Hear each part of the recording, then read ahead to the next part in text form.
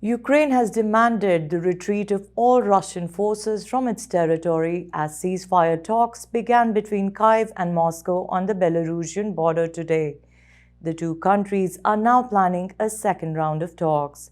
Ukraine agreed to the talks around the same time as Russian President Vladimir Putin ordered defense chiefs to put nuclear deterrence forces on high alert. According to the UN, 102 civilians, including 7 children, have been killed in Ukraine. The UN Refugee Agency has said tens of thousands are fleeing the fighting, with most crossing into Poland as the total count reaches 400,000. Others are seeking shelter in Hungary, Romania, Moldova, and Slovakia. Pope Francis has called for corridors for civilians to escape the fighting.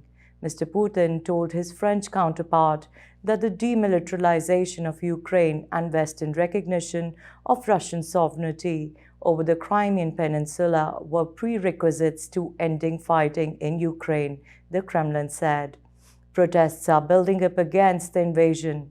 Hundreds of thousands of people are taking part in solidarity march from Berlin to Baghdad to Quito. Within Russia, over 5,000 people have been arrested for demonstrating against the attack.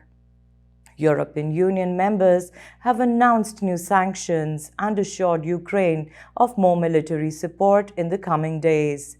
The countries will even send fighter jets to help Ukraine counter the Russian assault, the bloc's foreign policy chief Josep Borrell said Sunday. Meanwhile, India has abstained from the procedural vote but welcomed the talks between Moscow and Kyiv. The resolution was adopted with 11 votes in favor, paving the way for the General Assembly to meet on the crisis as soon as Monday. India, China, and the UAE abstained, while Russia voted against the resolution. This will be only the 11th such emergency session of the General Assembly since 1950.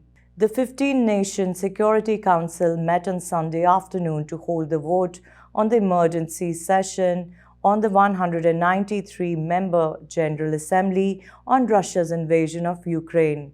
Though the Congress did not comment on the issue, Trinamool Congress and Shiv Sena leaders hit out at India for refusing to call the Russian aggression a war against Ukraine.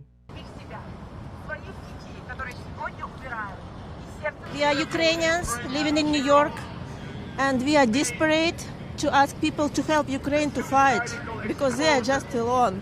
They're supporting, but actually not supporting. We want real support country, because they are weak. It's a small country. We never wanted war, and we have our relatives, our mothers, children and grandchildren there.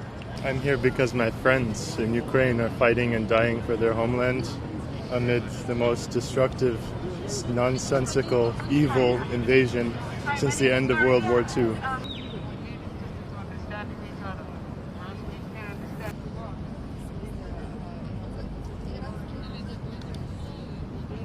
I have a lot of Slavic blood in me, but I'm also Georgian, so I know the exact pain of what it's like to have Russian army inside your country.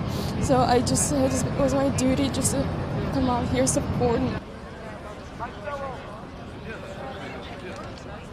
Protect our skies! Protect our skies! Protect our skies!